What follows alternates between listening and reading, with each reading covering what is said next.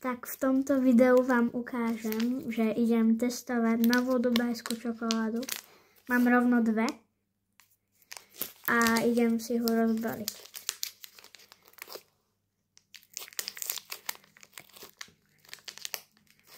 Aby som ho nezlomil, tak ho radšej tak opatrne, tak to bude možno dlhšie trvať.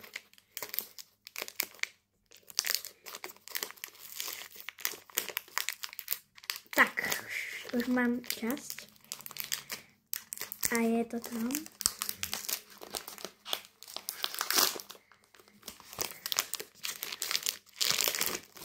OK, a idem ho skúsiť.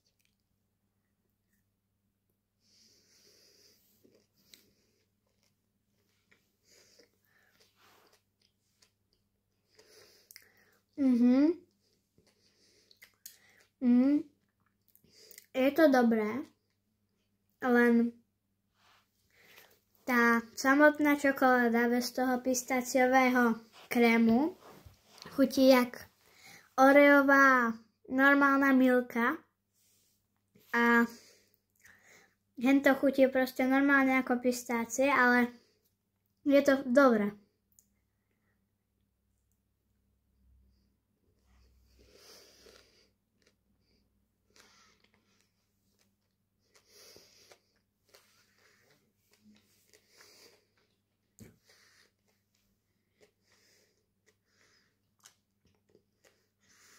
Ale podľa mňa, ako na tomto obrázku, by to malo byť viac toho pistáciového krému a mal byť viac taký zelený, taký krajší.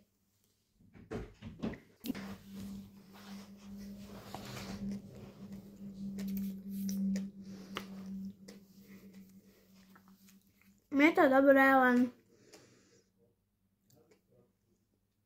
je to proste také normálna klasická čokoláda a tie pistácie tam ani nejak není moc cítiť.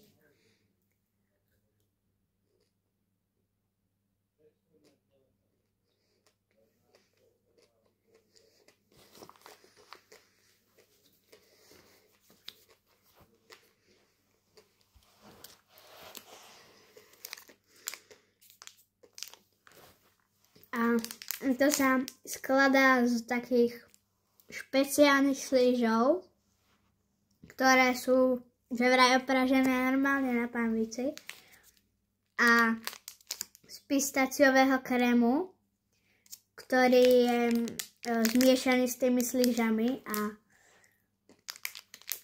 a robí sa to v takých formách a potom na to čokoláda a musí sa to nehať stuhnúť v ladničke alebo v mrazáku.